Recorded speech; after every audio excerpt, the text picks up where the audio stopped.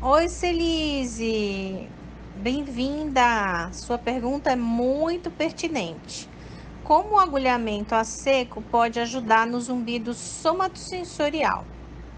Então, assim, ah, o agulhamento a seco usa uma agulha que é muito similar à agulha de acupuntura. E muita gente confunde o agulhamento a seco com acupuntura, quando na verdade são coisas completamente diferentes.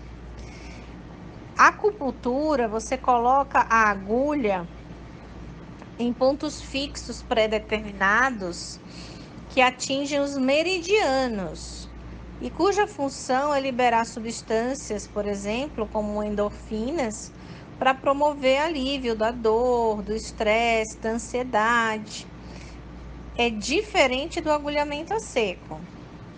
O agulhamento a seco é uma técnica, uma estratégia que foi desenvolvida para tratar pontos gatilhos miofaciais.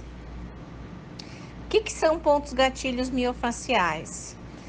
São nós ou nódulos que se formam na musculatura esquelética do nosso corpo. Podem se formar em qualquer lugar do corpo.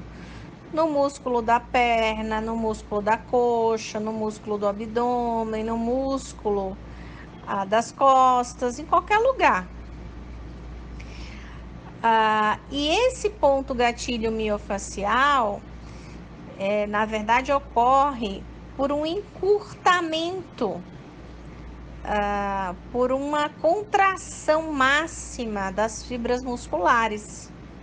E ele é chamado de gatilho porque ele dá dor à distância. Então, eu vou dar um exemplo. Eu tenho um ponto gatilho no músculo do pescoço, do ombro. Eu posso ter uma dor na têmpora, percebe? Por isso que ele é chamado gatilho, porque ele funciona como o gatilho de um revólver. Eu aperto o gatilho aqui, mas o efeito vai ser a distância, tá? E esses pontos gatilhos miofaciais, eles foram descritos recentemente, em 1960, por uma pesquisadora chamada Janet Travell. E ela era médica do John Kennedy, que foi presidente dos Estados Unidos.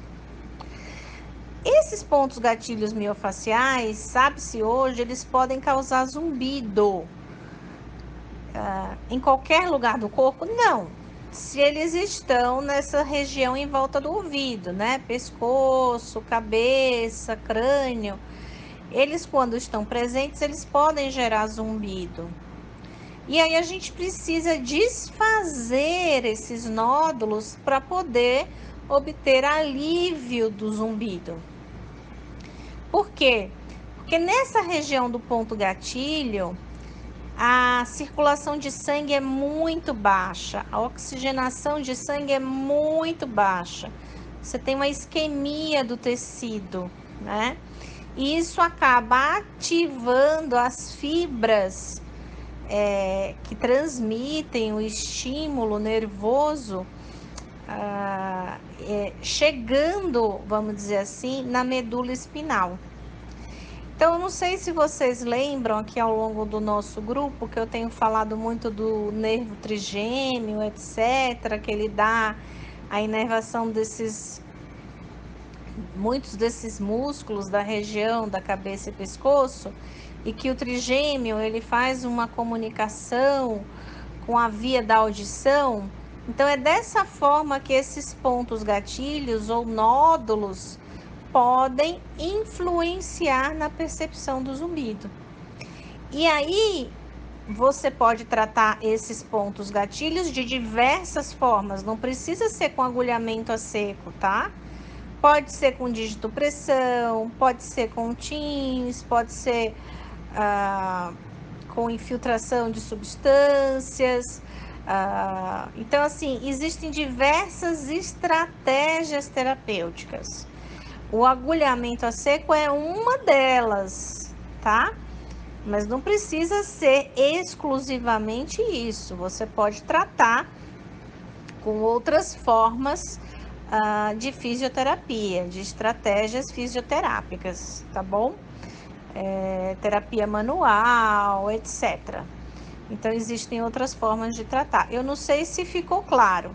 Então, apesar do ponto gatilho gerar dor ou ativar a via da dor, como a inervação dessas estruturas musculares na região em volta do ouvido tem comunicação com a via da audição, a gente acaba tendo influência direta entre a presença de zumbido, a presença de pontos gatilhos e zumbido ao mesmo tempo. Então, assim, existem trabalhos mostrando que no caso do zumbido de um lado só, o zumbido vai ocorrer no lado que tem mais pontos gatilhos.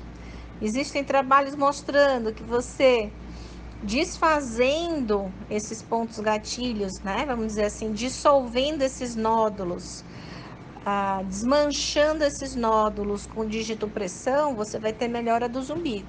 Então, não precisa ser necessariamente o agulhamento a seco, pode ser qualquer outra estratégia fisioterápica para tratar pontos gatilhos, ok? Não sei se eu respondi.